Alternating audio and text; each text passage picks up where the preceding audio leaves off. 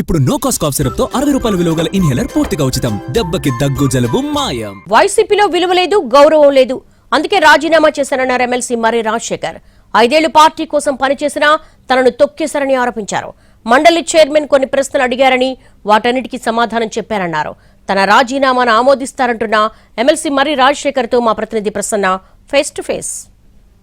మండలి చైర్మన్ వైసీపీకి రాజీనామా చేసిన ఎమ్మెల్సీలు కలిసారు. ప్రస్తుతం మనతో ఎమ్మెల్సీ మర్రి రాజశేఖర్ ఉన్నారు. ఆయనతో అడిగి తెలుసుకున్నాం. సార్, ప్రధానంగా చైర్మన్ తో ఏం సార్లు చర్చించారు? చైర్మన్ గారు వాళ్ళు వాలంటరీగా చేసేవా లేదని అడిగాడు.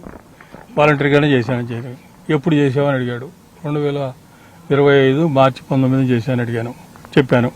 ఇంకా నీ దీంట్లో నీ ఎవరైనా ఇన్ఫ్లుయెన్స్ ఉందని అడిగాడు. ఇన్ఫ్లుయెన్స్ ఎవరిది లేదని చెప్పాను. మరి నా వాలంటరీగా స్వచ్ఛందంగా రాజీనామా చేశానని చెప్పాను. ఇంకా ఆయన అడిగినటువంటి ప్రశ్నలకు సమాధానం చెప్పాను. అంటే స్వచ్ఛందంగా చేయడానికి ప్రధాన కారణాలు అంటే వైసీపీలో మీకు నచ్చని అంశాలు ఏమున్నాయి? ఎందుకు ఎక్స్ అయిన పరిస్థితి? వైసీపీలో నచ్చని అంశాలు ఇప్పుడు 14 సార్లు చెప్పాను. ఇంకేం చెప్తాను నేను? జనరల్ గా అరే చెప్పాను కదా, నాకు జరిగినటువంటి అన్యాయం అక్కడ. దాంతో పాటు నేను బయటికి రావాల్సి వచ్చింది. వాళ్ళు చెప్పినటువంటి మాట దేని మీద కూడా నిలకడలేదు.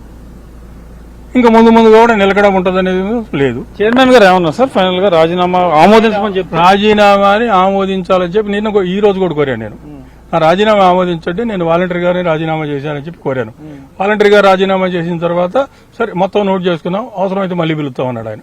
మీరు కూడా కోర్టుకు వెళ్లే అవకాశం కోర్టుకు వెళ్ళారు 4 వారాలు. ఇప్పుడు అవసరమైతే ఆయన మళ్ళీ పిలుస్తాడన్నాడు. చూద్దాం ఏం జరిగిద్దో. రాజీనామా యాక్సెప్ట్ చేస్తాడని నేను అనుకుంటున్నా. చేస్తాడు. మరి పిలిచాడంటే దానికోసమేగా. నా రాజీనామా లెటర్ మీదనే పిలిచాడు ఆయన.